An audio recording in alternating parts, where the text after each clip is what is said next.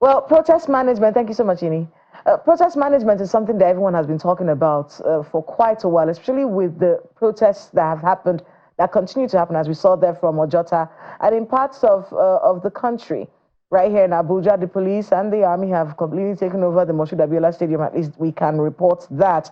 But we actually do have this travel alert that has been given out by the Ministry of Foreign Affairs. The Republic of Nigeria is issuing a travel alert to citizens in the United Kingdom. So I'm going to be able to get just a bit of it. There's an increased risk of violence and disorder occasioned by the recent riots in the UK, stemming from the killing of 3 young girls at a concert. The violence has assumed dangerous proportions, as evidenced by reported attacks on law enforcement agents and damage to infrastructure. To this end, citizens are advised to be extra vigilant and take measures as follows. Avoid political processions and protests, rallies, or marches. Avoid crowded areas and large gatherings. Be vigilant and self-aware at all times. Contact the High Commission, as the Nigerian High Commission, of course, with a view to passing information that could be of interest via email and telephone. And of course, this statement is coming from Ambassador Eche Abu Ogbe, who's the spokesperson of the Ministry of Foreign Affairs. So that travel alert to Nigerians living in the UK in the light of the protests going on there. And that brings us to our next conversation, which is about protest management and taking a look at the Lagos situation. Ayo is here for that. Well, thank you so much, Kayla, and that's quite enlightening for some people to know that there is pockets of these things all over the world, and we've had that said quite a number of times. Well, to review the hardship protests ongoing right there in different parts of the country, irrespective of even that which you saw Ine, my colleague, bring to you earlier. Nelson Ekujimi is here with us. He is a public affairs analyst in our Lagos studio here, and along with him is Owolabi Sheriff, who is an activist and co-leader of the End Bad Governance protest. Gentlemen, thank you for your time this morning. Thank you for having me. Let me begin with you, Mr. Sheriff. Your own assessment of these whole protests, particularly in light of the things that we want to happen and the things that we didn't want to happen. Well, if I must say, we are getting there. When I say we are getting there, it's that we don't want violence. We don't want hoodlums to hijack this movement. And we have been doing everything in our own capacity to curb that and contain them. But lately, just as at yesterday, we had a very bad incident at Ojota, which is the convening ground, while some thugs attack some protesters, though we had agreed that we are not going to be protesting yesterday, so that every other people should go to church and do some else. But we can't. There's limit to control over freedom fighters like myself. So in that cause, some thugs came out from the hoodlums. It was on live TV, attacked the protesters. Which these are the things we have been avoiding. Why the security outfits watch them do what they want to do. So I was disappointed, just like you ask what we don't want to happen. And what we want to happen is the president should address the need of the common man, which is the hunger, hardship. So that's where we are going, and that's what we want to happen. But I'm just disappointed by the security outfit yesterday for not doing what is right, which is lawful, by protecting the protesters. But you do recall, if I can just quickly piggyback on that one, you do recall that the security agencies at various points have also suspected that such a thing could happen, and consequently they were saying that the protest shouldn't be street-wide because such things could be hijacked, as you are already confessing that it happened now. Yeah, exactly. I had an intel on Saturday. On Saturday, that was day 3. On Saturday, I spoke with the ACP, which was on ground at the protest ground in Ojota.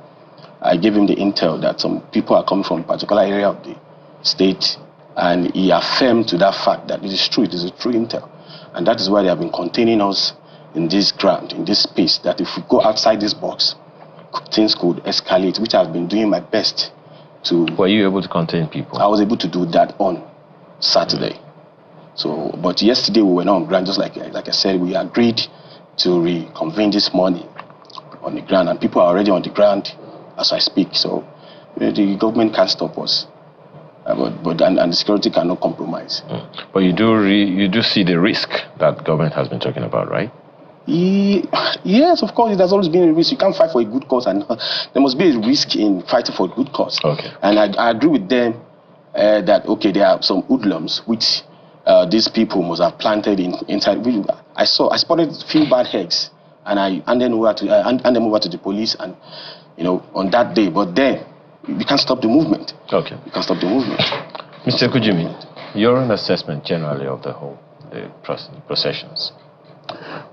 Well, my assessment of it is that the protests, a lot of Nigerians, including yours sincerely and the government, have admonished that the protesters should be peaceful.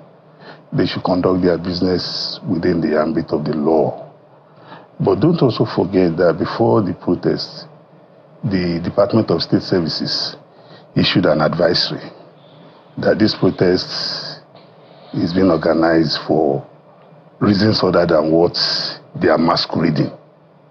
And we saw in some states where the protest became a riot, where government house was attacked.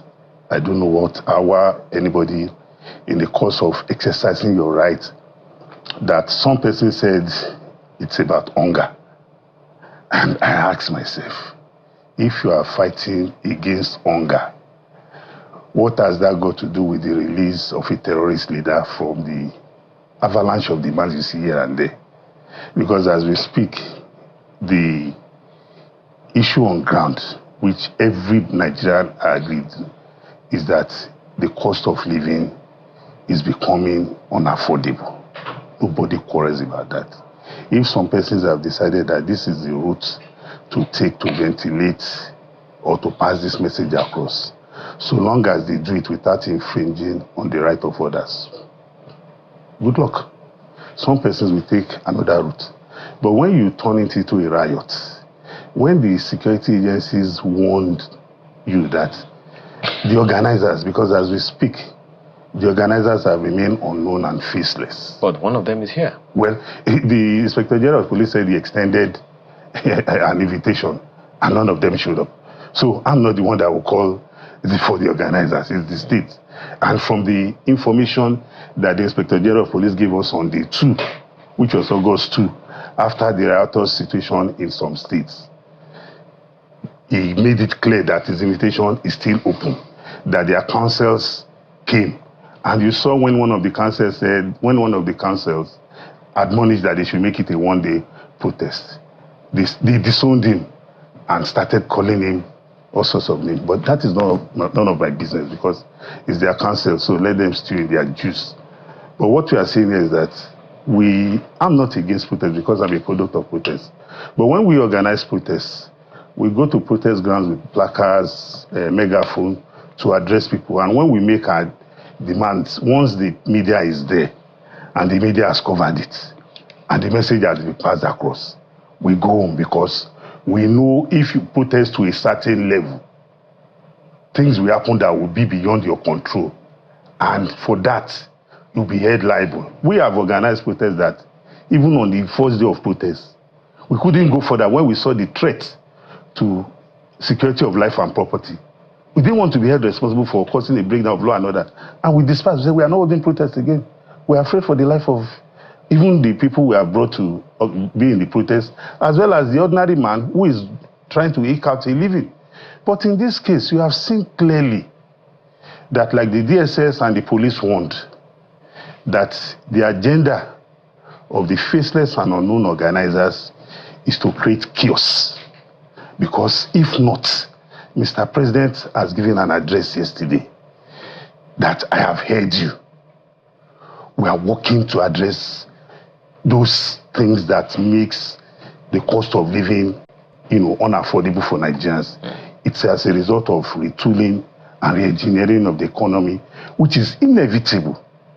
So, if the father of the nation has addressed you, I expect that as younger elements we'll go back home and say, okay, let us wait within XY number of time and see whether these things that our fathers told us will start manifesting. Some persons have said Nigerians are impatient, and I said no.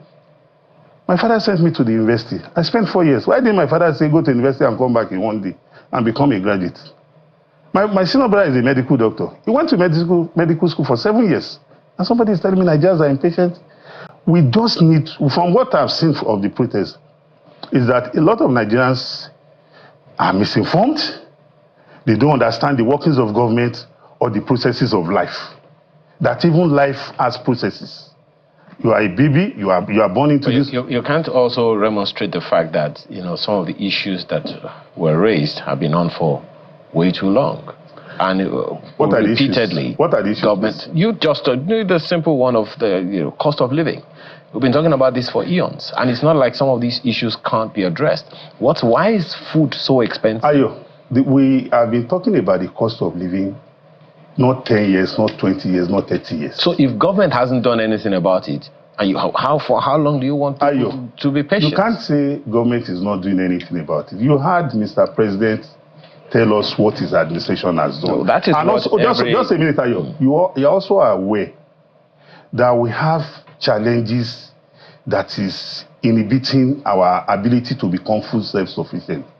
Former President Muhammadu Buhari closed the borders. You saw the investment in the Anchors Borrower Scheme.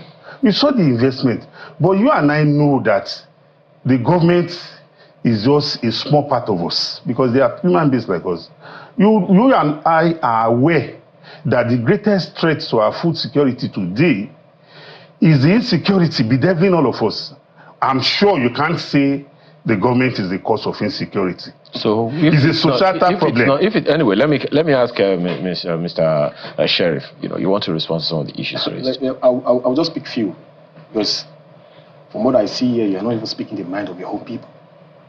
I must put it to you. All you said. Please don't put it to me. Speak to the issues. Okay. I didn't come here to. Don't personalize it. No. It's not being personal. Speak to the issues. No. Don't speak to me. Speak to the issues. Mr. Sheriff, just you want to respond. Okay, to good. Okay, good. Please. Maybe he's entitled to his own opinion. I don't know where. Of course, I am. I don't know where he's speaking from. Maybe not in Nigeria, but as a Nigeria today on ground, hunger is one thing that is major. And we can is completely inevitable at the moment. Is that the only issue on the table? A lot of issue, because cost of governance matters. Okay. Because we can't have you can't have government spend recklessly on needless things, and you are claiming to revive the economy. Okay, according to your agenda, you say you are going to hit the ground running. You hit the ground. You impose on day one of assuming office. You impose hardship on your own people and you claim to love them. See, we need results. We need sustainable, substantial results on the common man, not some theory and the economic whatever. No, not that. A common man on the street wants to eat rice today. A common man on the street wants to eat yam today. A common man wants to eat gari today, beans. A common man wants to commute to his work, a place of work, with good fare. No, probably 500 naira will take me to work. I'm back home. That's the common man. Everything, and he said, Mr. President addressed the nation. He did not address we, the masses. He addressed probably his own people, because in his address, if I can recall, he never addressed the hardship we are facing currently. He never addressed the killings of the peaceful protesters in some states. He never addressed the fuel subsidy. Think that when the president mentioned the fact that he commiserated with some people who were killed, he wasn't addressing the issue. He wasn't addressing the issue because yes, to me, it wasn't addressing the issue because there's a lot commensurate. These are just formality to boycott. So when the president talked about infrastructural development, emphasizing some major infrastructural interventions to create economic growth and create jobs and all of that, it's not relevant. Please, you and I know. I'm just asking questions. Okay. I do not believe anything on that speech, as far as I'm concerned. Because as long as it's not taking effect, so it's not reflecting on the common man on the street. So what do you think the president would have said that would have moved the needle for Excuse me, even if amongst every demand, just come and address some of the reality demand, which is hardship, hunger today. Just two. Even if what were you expecting from his speech? I was expecting him to create a proper dialogue committee, one, addressing and stating his cause, addressing the demand of the people who died in the course of protests in the past days, some people that are still on ground today advocating for good governance and fighting for hardship. Tell them, okay, this hardship, this is what we are going to do. Okay, I'm going to do this on fuel subsidy. I'm going to do this on food hardship, not giving us rice. I might want rice in Lagos and I don't want rice in Kaduna. I might want rice in Kaduna, yam in Kaduna, and I don't want rice in. Rice is not sustainable. It's going to be just like we see. Some people are even hoarding rice. Just to make it clear and to make it practical, Mr. Ekujimi, for instance, just talked about the invitation of the IG. The protesters, those who are agitating, should come to, for some kind of meeting. There was a meeting held with the IGP, with some lawyers on Zoom. Then he said that meeting is still open, that people can still come.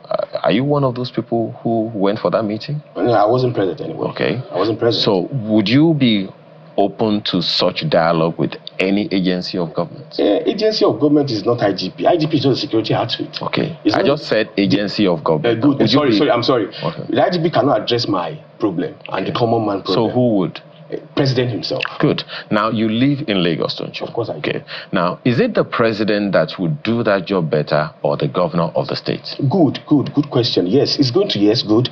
The governor of the state would do a proper dialogue than the president. Okay. But we need a message passed from the governor.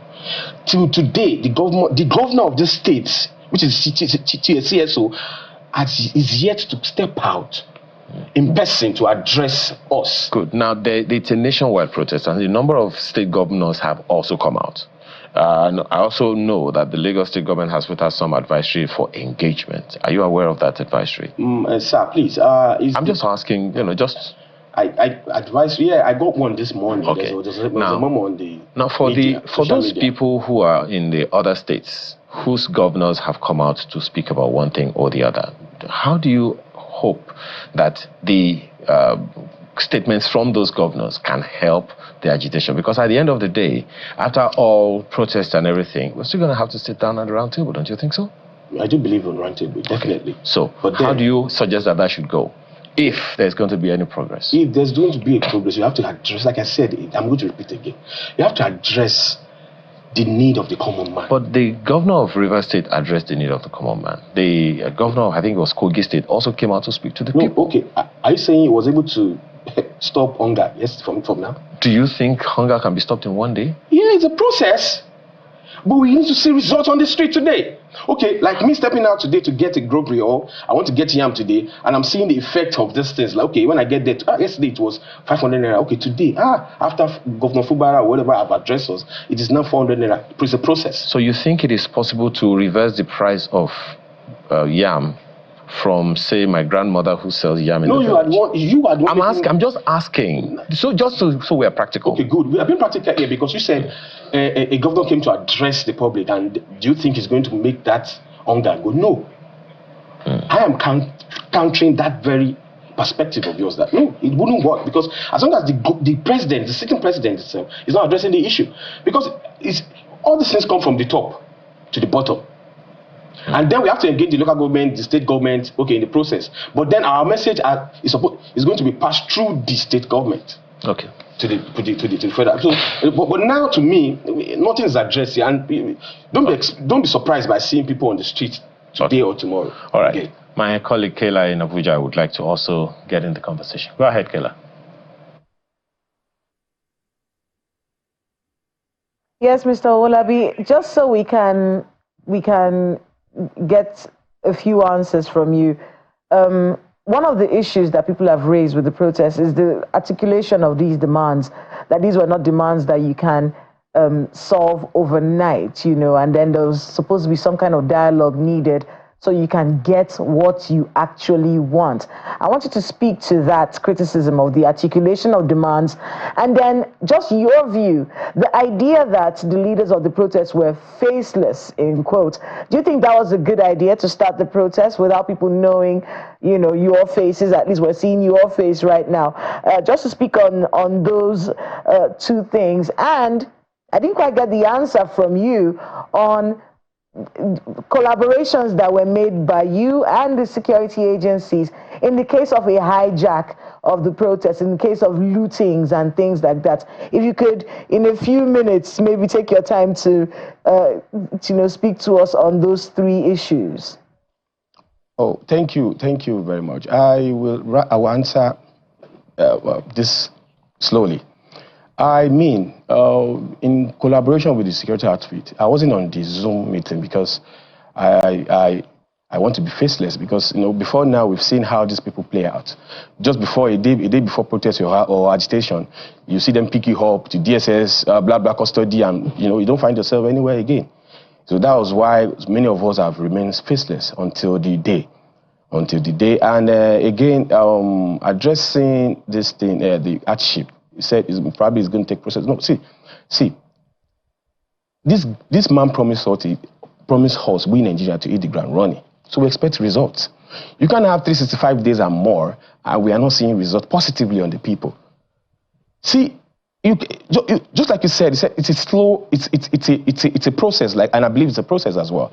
But then, a president should have come out to address at least the least thing a common man is facing right now, the hardship. The hunger is not listed in this address. It is not there. It is not included. And yet, our senators, ministers are not on that page of, let's calm down. It's a process. They are still collecting their monthly salary. Allowances are still there. Hardship allowance. We are the one facing the hardship. How can somebody be collecting our allowance on the common man's behalf?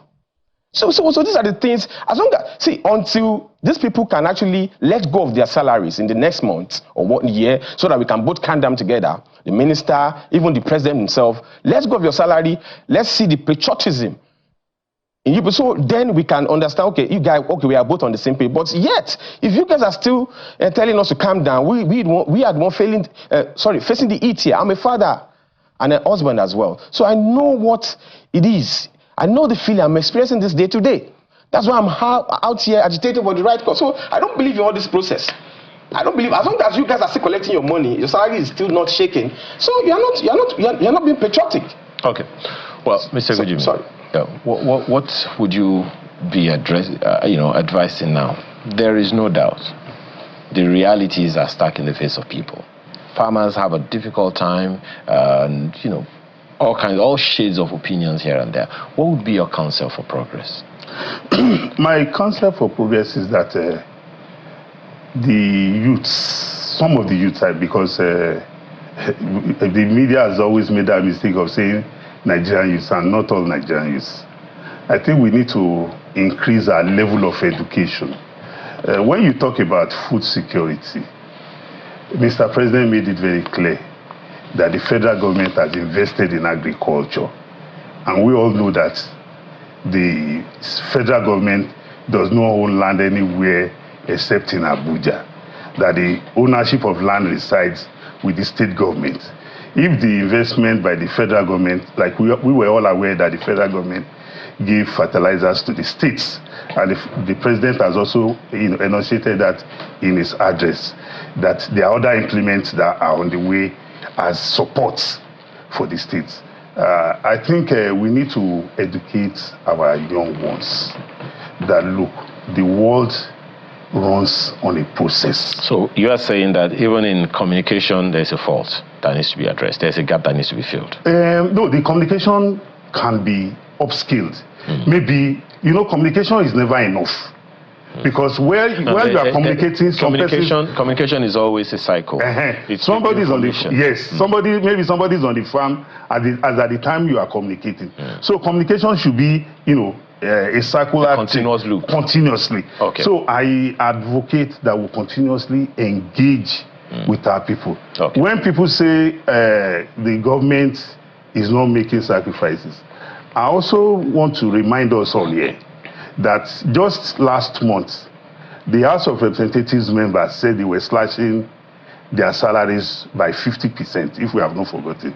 And the question some of us ask is that, if you are slashing your salaries by 50%, please tell us what you want to use that savings to do. What are we going to use it for? Okay. That's the question we should ask. Mr. Sheriff, 30 seconds. What would be your counsel to government and to, your colleagues? Yeah, well, first of my counsel quickly is that to my colleague, those are my priority right now. That they should maintain peace and order, be lawful in the process of agitation is very important. It is essential and imperative, apparently. Even if they have court injunctions, the mago one, but we are still going to maintain law and order. Please do now maintain law and order and agitate peacefully. It is your fundamental right. Nobody can take that from you. And secondly, the president should address the common man need. It is imperative. You can't take that out. All these formalities, I'm not interested in all the... All right. I just want him to address the common man need. Absolutely. Well, thank you so much for your time this morning. Thank you. Let me believe that Mr. President and all the governors have heard both of you this morning. Owolabi Sheriff is an activist and co-leader in bad governance, as well as Nelson Ekujimi, public affairs analyst, both of them in the studio this morning. Thank you so much for your time. Thank you for having me. Thank you. Well, some of those comments, let's take them quickly. This one is from Tegzungwe. He says, it's an exercise in futility for the federal government to think they can ease food inflation by importation or sudden mechanization. The vast majority of the farmers have been chased away from their farm by terrorists. The federal government must committedly return IDPs to their farms now. We have this one from Imonoka and Nakena. He says, let the federal government initiate implementational and interventional reforms that will bridge the hunger and poverty in the land. What brought the protesters together is hunger, hyperinflation, and a rising recurrent expenditure that is over 37% of our annual budget. And he also goes on, another message from him, says the presidency should stop throwing money at the economic crisis ongoing, since our state governors and resources allocated to their respective states is seen as part of their inheritance. There should be fruitful dialogue that will come out with programs to support the impoverished Nigerians that are over 64%. Well, that's much of the show today. Thank you for the privilege of being a part of your morning. It's to One Nigeria, pray for her and work for her. I'm Ayo Makinde. Have a wonderful rest of your day. Indeed. Have a great week ahead. I'm Kayla Magwa.